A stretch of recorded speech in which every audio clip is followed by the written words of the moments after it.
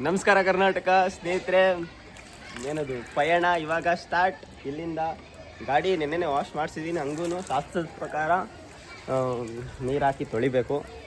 ಅವನ ನಮ್ಮ ಹುಡುಗ ಶ್ರಮಜೀವಿ, ಅವ್ನು ಮಾತಾಡಲ್ಲ, ಆದರೂ ಹಂಗೆ ಒಂಥರ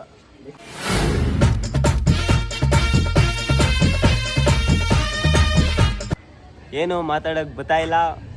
ಇವಾಗ ಇಲ್ಲಿಂದ ಪಯಣ ಸ್ಟಾರ್ಟು.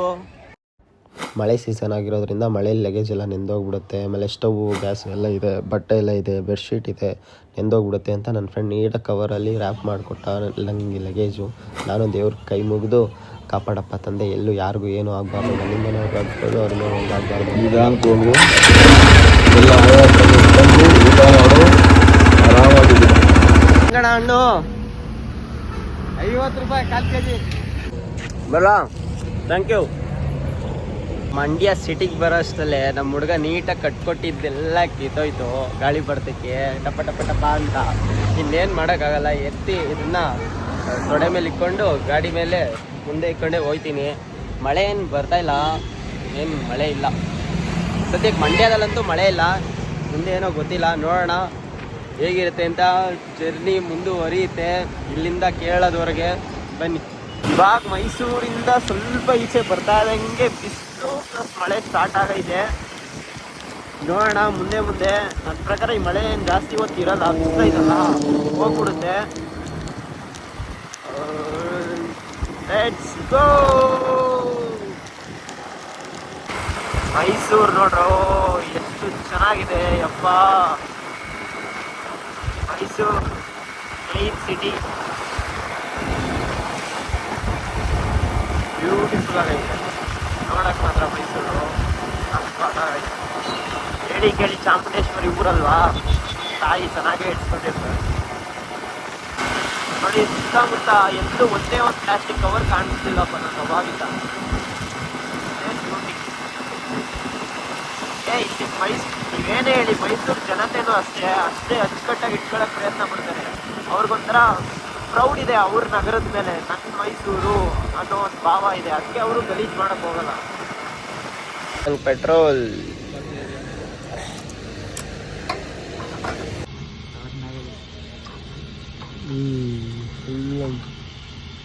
ಸಾಕು ಹುಡುಗ, ಕಾಣಿಸ್ಬೇಕು petrol.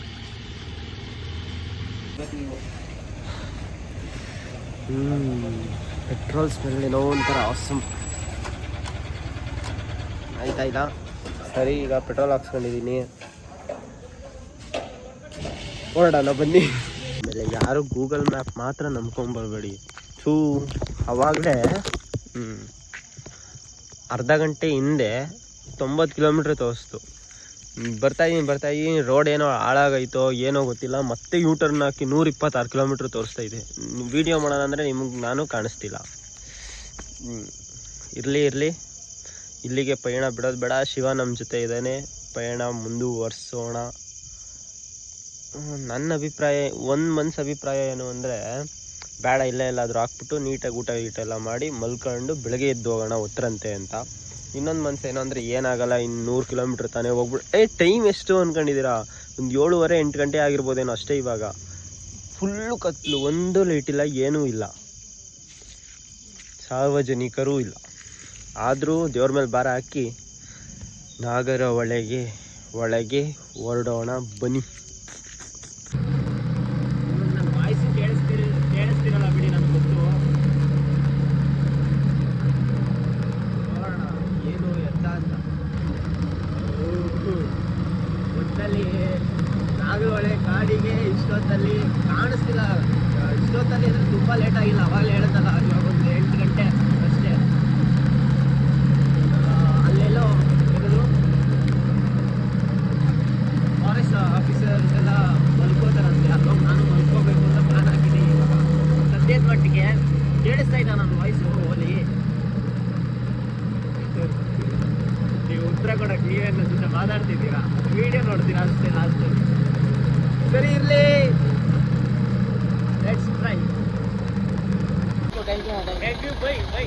Thank you. Handsome Kannadiga